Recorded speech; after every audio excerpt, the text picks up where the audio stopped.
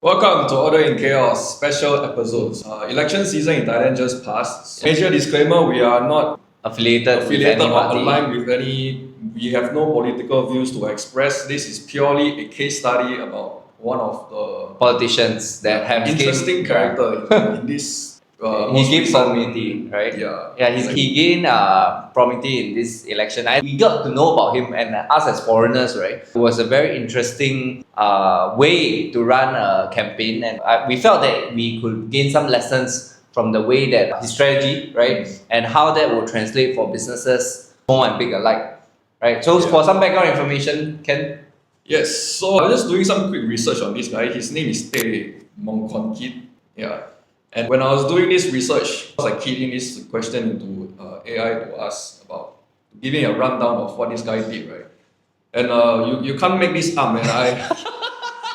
I seriously thought that my AI was tripping balls when they gave me this answer. So some of the claims that he made. For one, he wanted to appoint a state matchmaking agency at the district or province level to matchmake singles in 30 days. That's one of them. He wanted to offer 50,000 baht for every child that is born through this baby making festival. That's not the weird part, right? That's like normal for pretty much Singapore has baby bonus, right? That's like we are incentivized, right? Okay. But it's the subsequent ones that it gets more and more ridiculous. Let's go. What did he say? He wants to.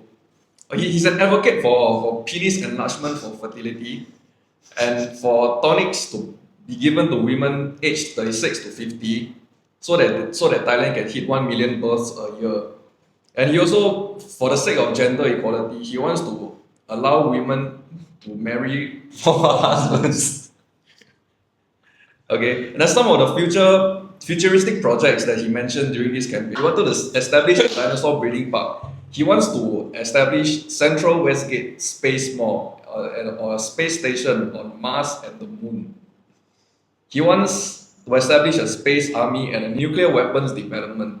Okay, next under health and incentives, on his written push-ups for 10% salary hikes or grade boosts. So what this means is he wants employees to do push-ups To increase, to get a salary hike. and then they can get a higher salary for doing push-ups. Yeah, and He wants to mandate 20 hours of sleep nationwide. So he wants to incentivize massage parlors, the dirty kind, and allow them to have smoother business. and Basically, he wants to to- like legalize it, essentially Yeah. legalize it. Right. So the way that he mentioned it is that instead of constantly wasting resources, or I mean that's what I interpret. I'm not sure if it's the correct interpretation, but the way that he sees it is like instead of trying to waste resources or curbing illicit activities, the moment you legalize it, the resources could be better allocated to actual nation building. I mean, technically, they are nation building, right? He wants to make sex workers civil servants. Yeah. He wants to legalize adult films and toys, so that sex crimes can be curbed. Yeah. Yeah. And then for sports and culture, he wants to buy Manchester United using private funds to promote Thai football. And for foreign and security, he wants to reclaim 26,000 square kilometers of Gulf territory from a neighboring country. He also wants to Elon Musk. he wants to appoint Elon Musk as an advisor to Thailand's government. Yeah. Yeah, something like that. Yeah. So I think the thing is when I heard of this story, right, it instantly struck me as like memorable, right? So I think one thing that I felt that his strategy was to get attention first, and then because if the people don't even know you, right, you need to get them to know you first before they want to know about you.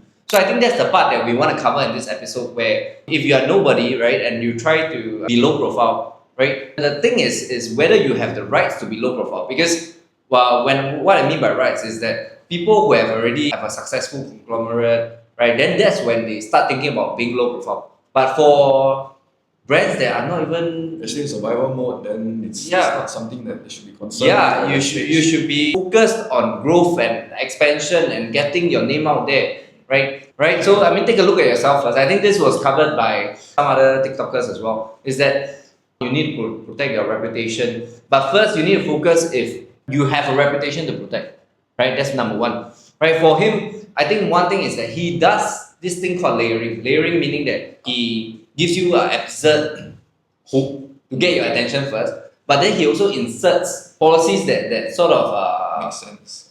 I would say like like what's a sandwich effect, right? Where you give something ridiculous and then but then you put in something that is less ridiculous and more feasible, and people think that naturally it's like cushioning the impact like that. Like a decoy kind of. Yeah, decoy effect, right? So I think for a lesson that I did in terms of marketing, right, it's something that yeah, get attention first, right? Because today is the age where it's about traffic, right? Traffic in terms of like attention, in terms of previously it was footfall, right? In for physical brick and mortar stores, right? But for him, is he broke the mold of being a politician, right? The typical politician says the same thing, right? Oh, we're gonna improve GDP, we're gonna do like all the standard stuff. And then in his defense, when people question the feasibility of his policies, right, he did bring out a valid point, which is that many of the policies that were promised, right, did not come into fruition, Yeah, right? like there's no So follow-through. yeah, so the way that he does it is the same. Like proof is in the pudding, right? At the end of the day, if it didn't come true, it's the same as if he made a very normal claim as a politician, Yeah. right? So I think that's the part where, like, of course, there are pros and cons to it, right? So the con is that it's a double-edged sword, right? Going for absolute traffic is a double-edged sword where you either get buried in hate comments, like as we've recently in Singapore, the Property Brothers, right, saga, right? Or you come out as someone who dares to, you need to filter down who actually likes you for who you are. Which group of people, right, which demographic actually aligns with you and they see you for what you actually are rather than the things that you say, right? So those are your, what we call fans, right, rather than just your normal clients, right? So if you are able to filter out the fans, I mean, for him, results speak for themselves. He secured 150,000 votes, Yeah. right? I mean, he's not even 1% of Thailand's population, but you don't need 1% of Thailand's population. You don't need 1% of the world's population to support you, but just that few people who will become your biggest supporters, and then they will have the highest customer lifetime value in that sense, right? So for this politician, he isn't just all talk, right? He actually went down to universities to walk the ground to actually answer questions about his absurd policies, right? So whether it's absurd or not is not for us to decide. Yeah. Maybe it is feasible. I don't know. Yeah. Right? I mean, with my limited aerospace engineering knowledge, I mean, it could. Yeah, you could. Why not? Yeah, and with my limited, political negotiation knowledge, could be that Elon Musk like pick up on his tweet and then like just decide that okay, I'm just gonna start Doge in Thailand or something. For sure. Why not?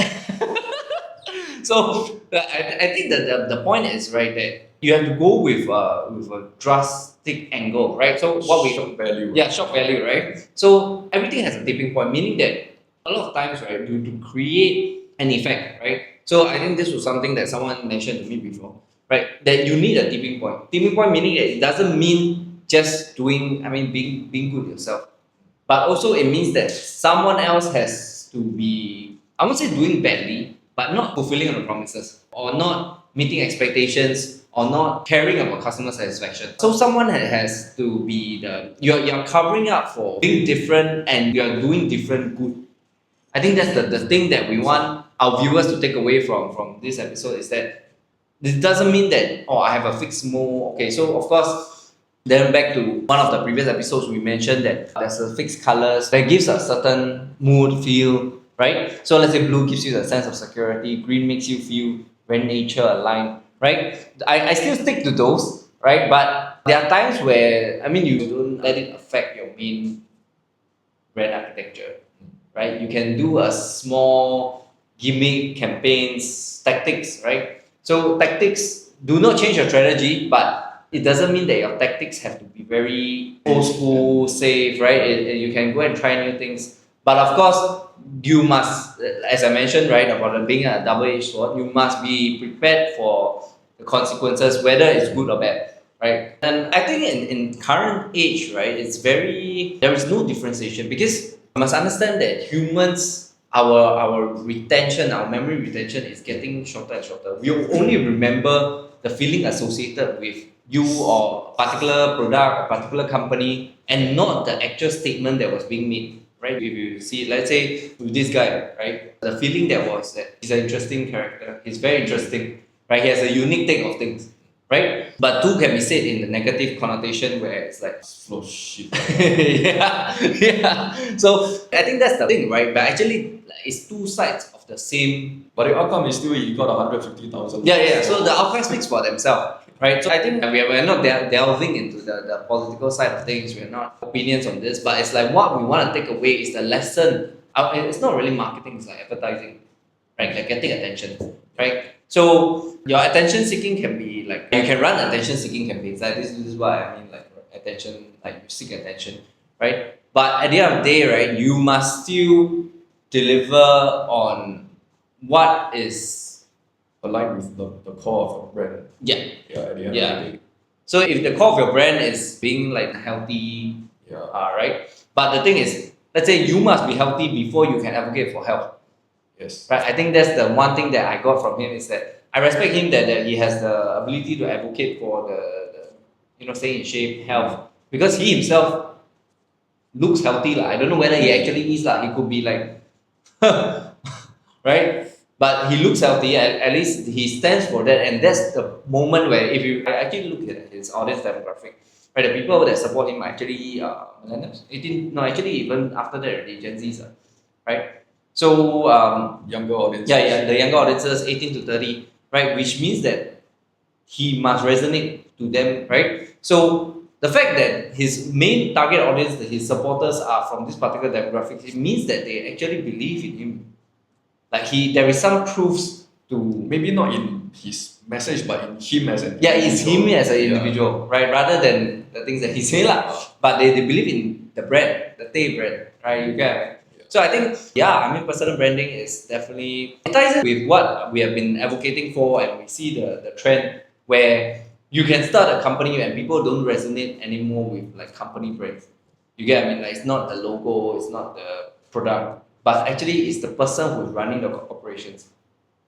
So it might lead to more fragmented market share because at the end of the day, right now people are resonating with the person behind the company, the behind the scenes, the behind the brand, right? I think that's the part where it's as equally important in building the company's brand to market the company, but and also to market the founder, the team running the brand, and because now the consumption pattern is not just blind consumption, it's interaction. Why should I buy from you, right? Okay. Yeah, I just thought of another case study.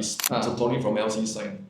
Yes. Yeah. He's also like another perfect representation of shock value. Yeah. Of virality. If for those who don't know, you can go and Google Tony, like Tony. Can't possibly not know. If you take away from this, right, like from his success, like Tony's success, right, similarly, the current point that you're at, right, does not dictate like this is where you'll be, this is where you represent. But you must get people to notice you before opportunities can come. So today's topic is less about corporate stuff, but more of like the way that you should be operating as A brand. as an individual. Attention. Yeah, how you get attention, because That's the first step of everything. Yeah. Attention is the new oil anyway. people are not even, let's say, for most brands, you find it very hard to break the 1,000 views. Once you break it, right, then that's when you can say anything you want, and even if it's something that's very controversial, right, people will just assume that you're doing it for entertainment. Right now, it's just okay, you are entertaining. Like whatever you say is very controversial, and then people just forget it. Few months. Yeah. So like, don't be afraid to only disclaim. I mean, like, of course, you don't make false claims, right? That is when you might have the potential to be sued. But you can express your opinions. I think that's the one thing. Like, don't be afraid to express your opinions. Yeah, today's discussion is just an analysis, a case study, and also like what our take is, our personal take. I think that's the part that we're trying to express here. I think that's where this whole episode is about. right? Our personal take it on and our views on the things that are around us, right? How to grab attention and how to utilize it for yourself and your brand. Yeah. Mm. So we come to the end of The Chaos. special episode Yeah. of Order in Chaos. yes. Remember to like, share, and subscribe. Ta-da!